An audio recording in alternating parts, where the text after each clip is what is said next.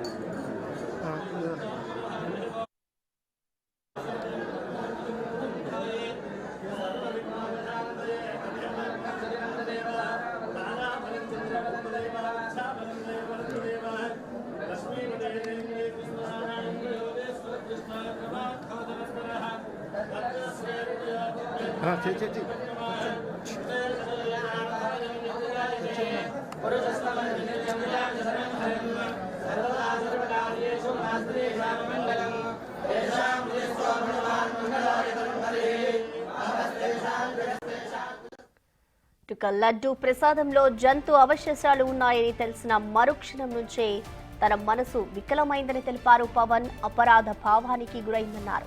ప్రజాక్షేమాన్ని కాంక్షించి పోరాటంలో ఉన్న తనకు ఇటువంటి క్లేశం ఆదిలోనే తన దృష్టికి రాకపోవడం బాధించిందని పేర్కొన్నారు.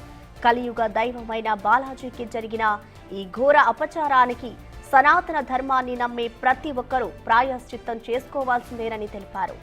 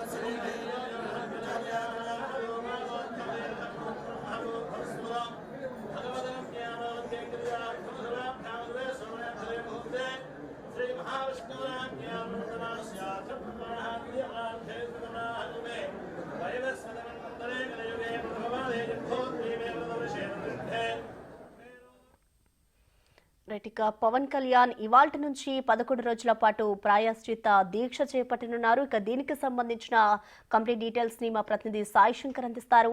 సాయి శంకర్,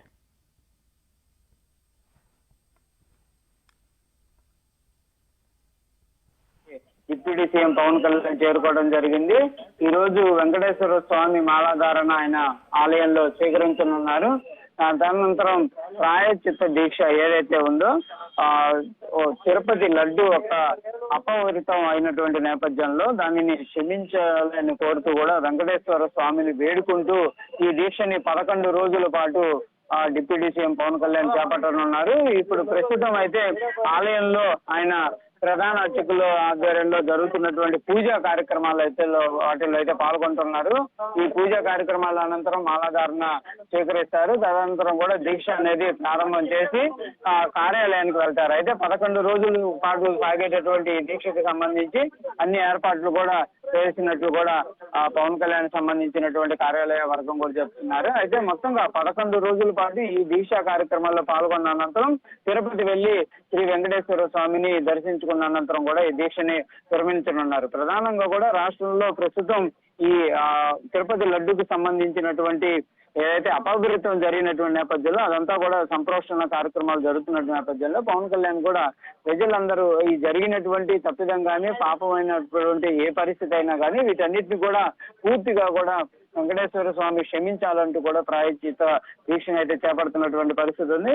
ఈ దీక్షకి సంబంధించినటువంటి అంశాలపైన కూడా వేద పండితులు కూడా చెప్తున్నారు ఇది అత్యంత పవిత్రంగా చేయాల్సినటువంటి దీక్ష, చాలా కఠినంగా ఉంటుంది. 11 రోజుల పాటు నిర్వహించేటటువంటి దీక్షకి సంబంధించినటువంటి అనేక నియమ నిబంధనలు కూడా పాటించేటటువంటి అంశాలు ఉంటాయి. అందుకే 11 రోజుల పాటు అత్యంత కఠినంగా ఈ దీక్షని పవన్ కళ్యాణ్ చేపట్టబోతున్నారు అనే విధంగా చెప్తున్నారు. ఈ